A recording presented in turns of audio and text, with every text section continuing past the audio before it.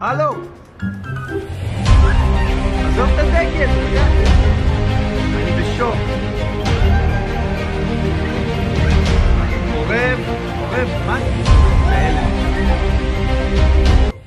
Viral, seekor burung gagak terekam kamera sedang berdiri di atas bendera Israel. Namun aksinya mencuri perhatian karena tak hanya sekedar berdiri di atas bendera Yahudi tersebut. Dari rekaman yang beredar, burung gagak tersebut melepaskan bendera dari tiangnya. Dan bukan hanya itu, ternyata burung gagak pun juga merobek-robek bendera Israel tersebut.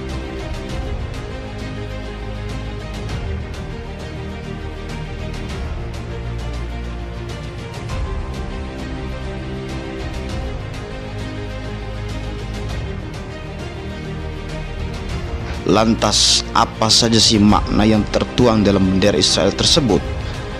Hal ini telah diulas tuntas oleh Ustadz Abdul Somad mengenai arti daripada bendera Israel tersebut. Mari kita simak penjelasannya. Lalu kemudian mereka akan menguasai dunia. Dia tuliskan langsung di petanya. Biasanya kalau pasukan musuh ingin menghantam negeri kita, dia akan simpan rahasia ini baik-baik. Tapi Yahudi tidak begitu. Dia langsung tuliskan di benderanya. Perhatikan bendera Yahudi. Kain berwarna putih, ada garis biru di atas, satu garis biru lurus di bawah, dengan bintang segi 6 di tengah. Apa makna simbol ini? Ini penuh dengan makna.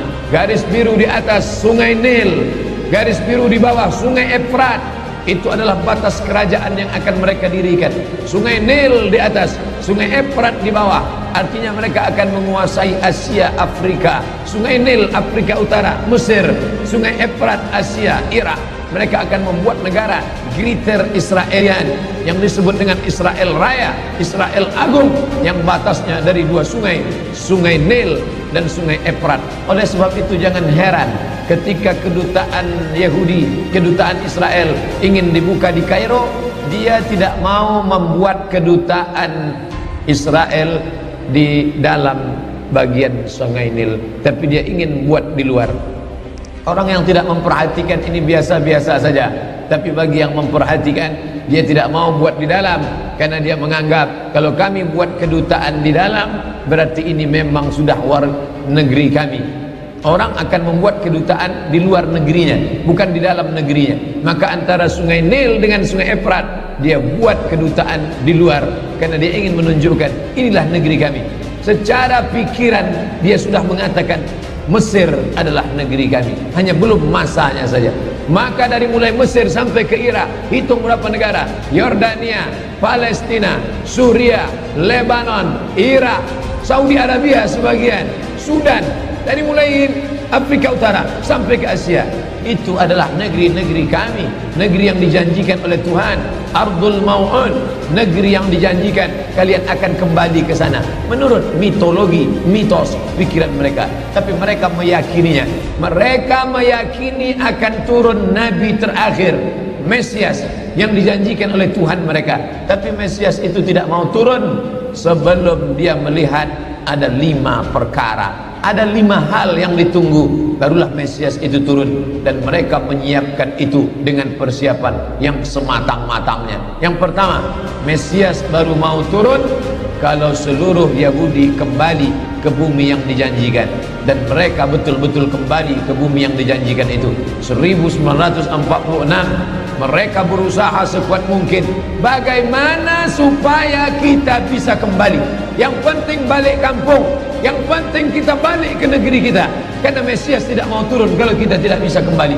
Berusaha sekuat tenaga, jumpai sultan-sultan Islam yang bisa dibeli, tapi umat Islam tidak bisa dibeli. Iman mereka terlalu mahal untuk dibeli. Mereka sudah menjual nyawa mereka, diri mereka dalam kuasa Allah Subhanahu wa taala, karena mereka yakin innallaha ashtara minal mu'minin, Allah sudah membeli dari orang mukminin amwalahum, harta mereka, wa anfusahum, nyawa mereka, bi anna lahumul jannah, mereka sudah dibeli dengan surga. Nyawa yang ada dalam dirimu bukan milikmu, hartamu, mobilmu, rumahmu bukan punyamu, itu semua punya Allah. Sudah lama dibeli Allah, sebelum kau lahir ke dunia sudah dibeli Allah. Dibeli dengan apa? Dengan surga. Barang yang sudah dijual tidak boleh dijual 2 kali. Diri yang sudah dijual kepada Allah, harta yang sudah dijual kepada Allah, maka tidak boleh dijual lagi kepada manusia. Raja-raja, sultan-sultan Islam tidak mau menjual, tapi mereka licik.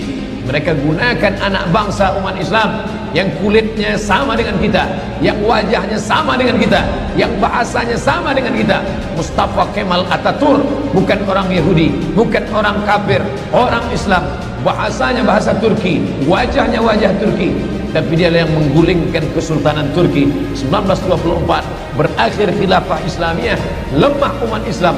Di saat itulah mereka mengambil, mencaplok, lalu kemudian akhirnya mereka kembali beramai-ramai. Mengapa mereka kembali ke tanah yang tandus ini? Bukankah mereka sudah hidup nyaman enak di Eropa, Inggris, Prancis, Belanda, Jerman? Hampir di setiap negeri ini ada Yahudi. Kenapa mereka mesti kembali? Karena mereka meyakini ini adalah tanah yang dijanjikan oleh Tuhan. Mereka menyebut nenek moyang mereka itu Israel. Isra artinya hamba, El Tuhan. Israel hamba Tuhan, hamba pilihan Tuhan. Tapi Israel punya makna lain. Isra musari El lillah. Israel musari lillah, orang yang pernah bergulat dengan Tuhan.